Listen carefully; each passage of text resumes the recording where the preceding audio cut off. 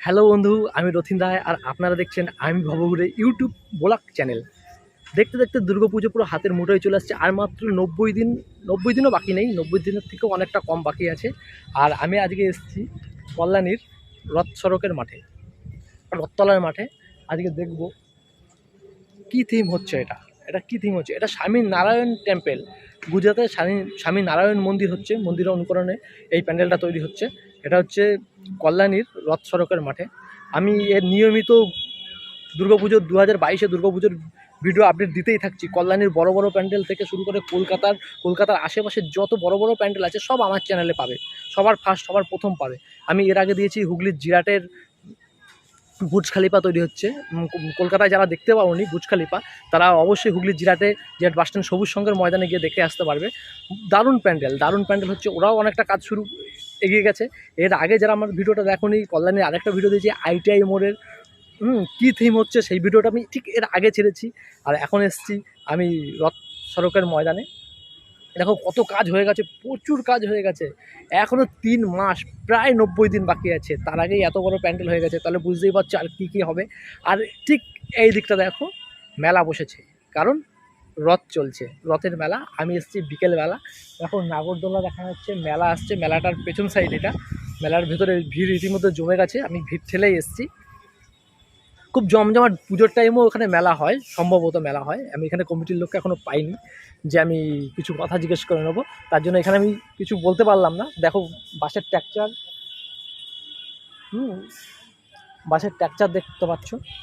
আর ঠিক শালবল্লিগুলো এখানে পড়া আছে, এখানে রাখা আছে। এখানে শালবল্লির ঠাকুর ভেতরে বসবে, ঠিক আছে। আর এটা হচ্ছে স্বামী নারায়ণ টেম্পল, গুজরাতে।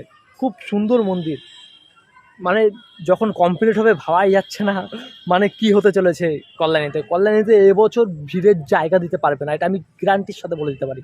চলো কথা না বাড়িয়ে ঘুরে ঘুরে দুর্গাপুজোর প্যান্ডেলগুলো উপলব্ধি করি। আর এখনও যদি চ্যানেলে সাবস্ক্রাইব না করে থাকো বন্ধুরা, প্লিজ সাবস্ক্রাইব করে রাখো চ্যানেলটা, যেন এই ধরনের দুর্গাপুজো কোথায় ভালো হচ্ছে, কেমন হচ্ছে, আপডেট আমি দিতেই থাকবো, ঠিক আছে। চলো।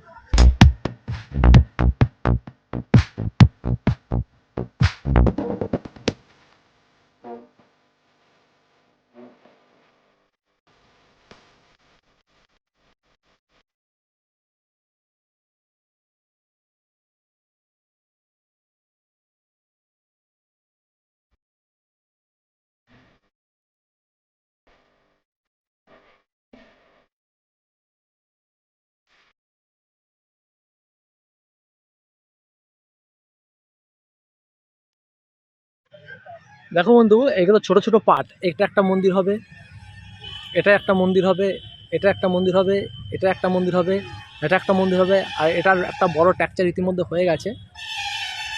আর এটা হচ্ছে মেন মণ্ডপ।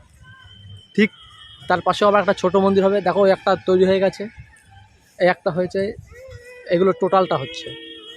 আর এটা মেলা প্রাঙ্গণ, এটা হচ্ছে মেন গেট, প্রবেশদ্বার, ঠিক আছে। খুব সুন্দর হবে, চারদিকটা বাউন্ডারিতে ঘেরা, প্রচুর স্পেস, প্রচুর জায়গা আছে। মানে কয়েক হাজার লোক যদি একসাথেও মন্দিরের প্যান্ডেলে আসে, তাহলে কোনো অসুবিধাই হবে না।